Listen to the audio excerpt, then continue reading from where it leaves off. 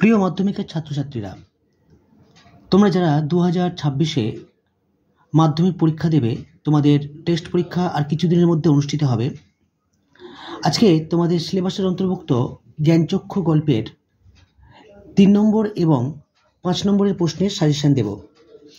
3 নম্বরের জন্য লিখবে কম বেশি 60টি শব্দে প্রশ্নের উত্তর দাও। প্রথম প্রশ্ন লিখবে, যে ভয়ঙ্কর আহ্লাদটা হবার কথা সে আহ্লাদ খুঁজে পায় না। ড্যাশ দিয়ে প্রশ্ন লিখবে, আহ্লাদ হবার কথা ছিল কেন? জিজ্ঞাসার চিহ্ন। আহ্লাদ খুঁজে না পাওয়ার কারণ কি? পরের প্রশ্ন, পত্রিকাটি সকলের হাতে হাতে ঘোরে। কোন পত্রিকা কেন সকলের হাতে হাতে ঘুরেছিল? পরের প্রশ্ন, রত্নের মূল্য জহুরির কাছেই।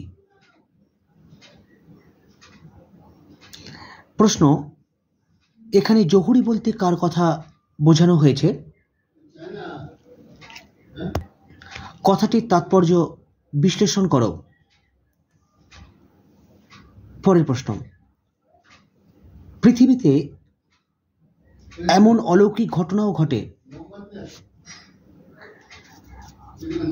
অলৌকিক ঘটনাটি কি? তাকে অলৌকিক বলা হয়েছে কেন?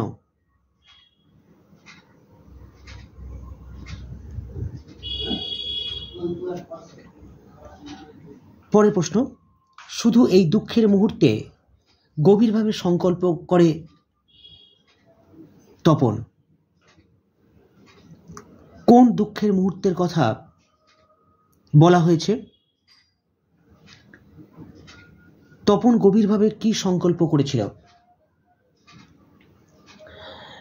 এবারে চলে এসো কম বেশি 150 শব্দে প্রশ্নের উত্তর, যার মান থাকবে 5। প্রথম প্রশ্ন 5 নম্বরের জন্য জ্ঞানচক্ষু থেকে। জ্ঞানচক্ষু গল্প অবলম্বনে তপন চরিত্রটি বিশ্লেষণ করো।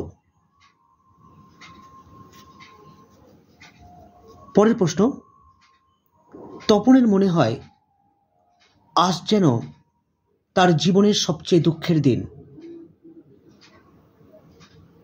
কোন দিন তপনের এমন মনে হয়েছিল? তার এমন মনে হওয়ার কারণ কি?